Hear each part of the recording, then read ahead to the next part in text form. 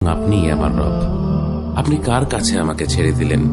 এমন অচেনা মানুষদের কাছে যারা আমার ক্ষতি করতে চায়, নাকি এমন শত্রুর কাছে যাকে আপনি আমার চেয়ে অধিক শক্তি দিয়েছেন?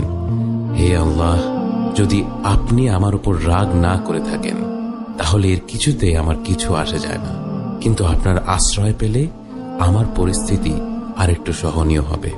হে আল্লাহ, আমি আপনার চেহারার নূরের কাছে আশ্রয় চাই, যা সব অন্ধকারকে উজ্জ্বল করে দিয়েছে, যা দুনিয়া এবং আখিরাতের সব বিষয়ের সংশোধক।